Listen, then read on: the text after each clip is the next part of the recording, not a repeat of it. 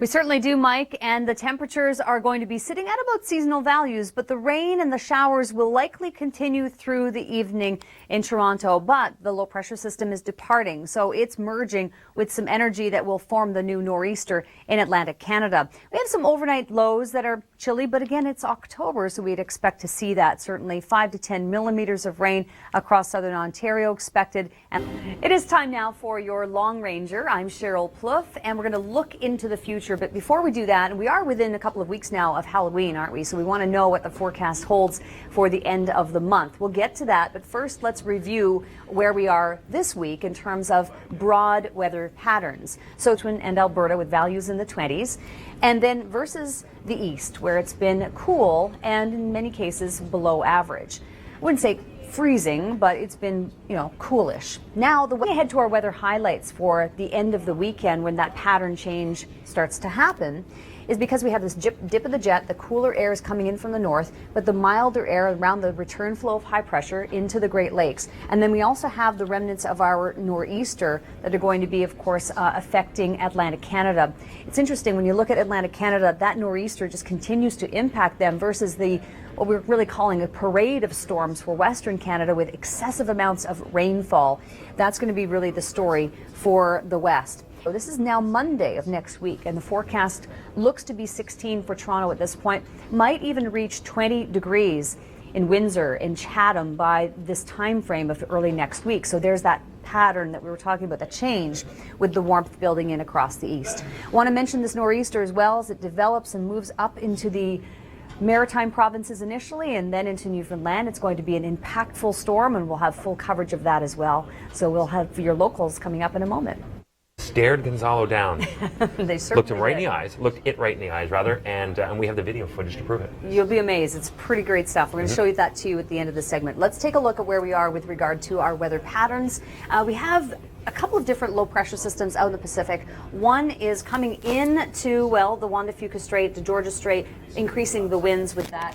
A couple of low pressure systems, actually, I should say several low pressure systems are going to be impacting the West. And we're allowed to call this one a parade of lows because there is just a constant stream coming in off the Aleutians, but there also is another low coming up from the south. There's one coming in from snow. It transitions through the overnight.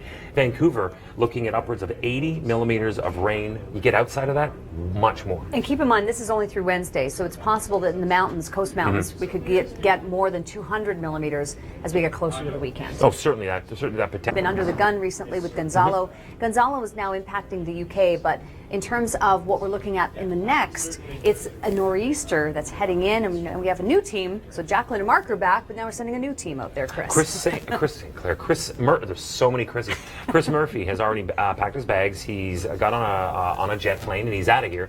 And he will be there for the event that is going to continue through the weekend. Saturday through Sunday, it transitions over to Newfoundland before it makes its way to the Maritimes, leaving it at 1/2 degrees. Gorgeous. All right, let's get to Gonzalo right now.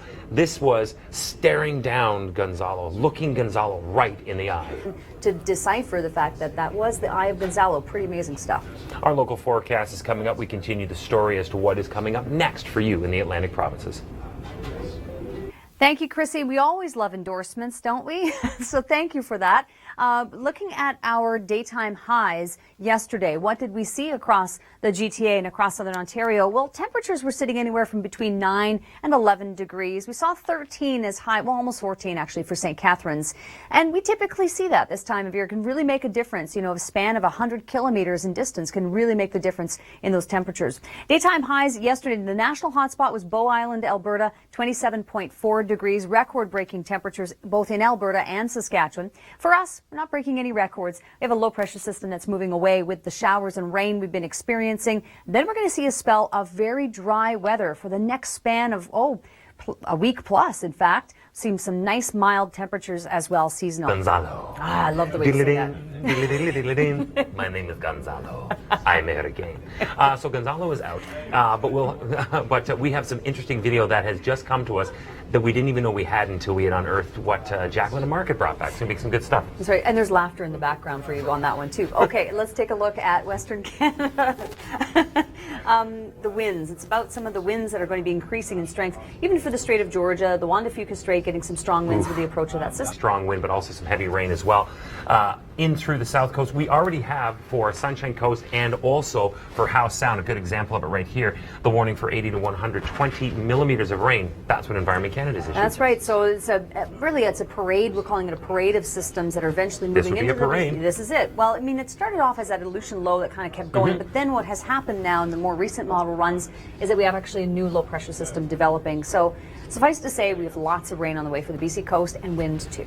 Take a look at the next 7 days for you in Vancouver, and I'm going to steal your word you just used. Okay. Suffice to say, right through Monday, non-stop rain for you. To Birchie Bay. Now let's get a contributor showing us of the winds, and obviously we're hearing the winds, but seeing the waves there as well.